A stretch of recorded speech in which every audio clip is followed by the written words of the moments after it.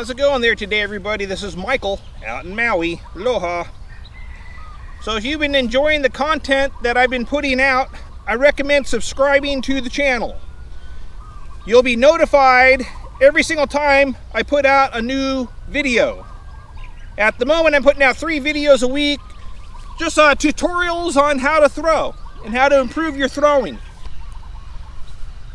So today I wanted to talk about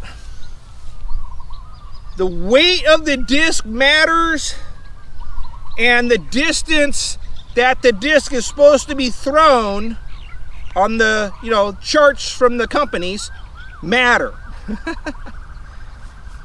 When you buy a disc, you can't just buy any disc that you want off the list. You have to buy a disc at your arm speed, your arm distance. So the charts are laid out in 100-foot increments from the companies. So if you look at the chart, like here's a destroyer from Innova. If you look at the chart for the destroyer, they draw the line on how far the disc should fly and what the flight pattern looks like. And this disc ends at the 400-foot marker on the chart. So they got 100, 200, 300, 400. That's where this disc ends, 400-foot level. So a destroyer, to fly the proper flight pattern that it shows on that chart, has to be thrown 400 feet to get that flight pattern. So when you're buying a disc, you need to buy a disc that's in your distance on that chart. You have to remember that the disc is going to fly for you differently than someone else. Like when I throw a destroyer, I can throw 400 feet. So the flight pattern of the destroyer for me is going to be, flat, and then hyzer out forward. But if you're only throwing 300 feet, the flight pattern is going to be flat to hard hyzer, because you're throwing it 100 feet shorter than what the disc should be thrown. So you got to do is you have to find a disc in your distance for your arm. Because you can see, like with these discs here, I got 4 destroyers. If I take this destroyer and I throw it really soft, like 100 feet, it's going to hyzer really hard. So if I just throw this disc 100 feet, you can see how it just rolled over. That's not the flight pattern of a destroyer.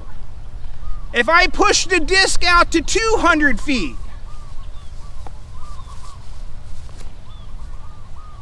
it's nice and flat, but it's hyzering out really hard.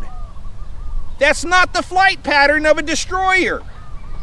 200 feet, it came across really hard.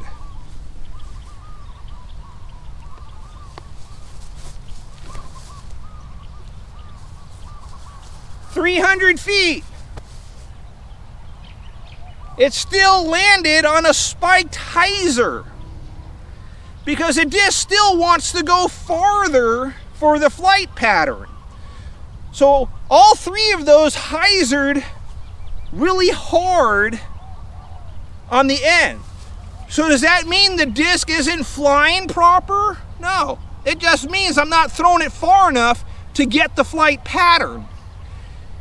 If you pick another disc that's in your arm distance, it's going to work a lot better for you, because you want the disc to land forward.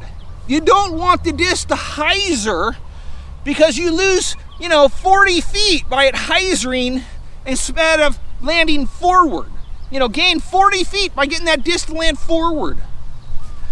So it's real important to buy a disc in your arm distance, and the weight of the disc matters.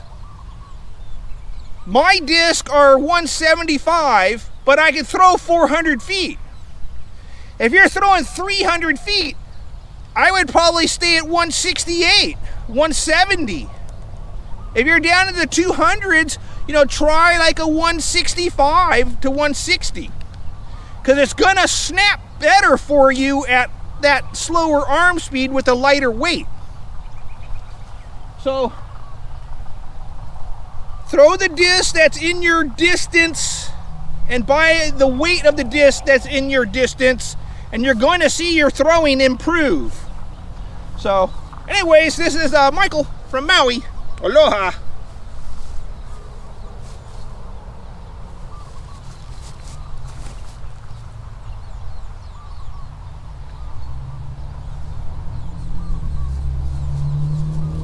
Don't forget to subscribe.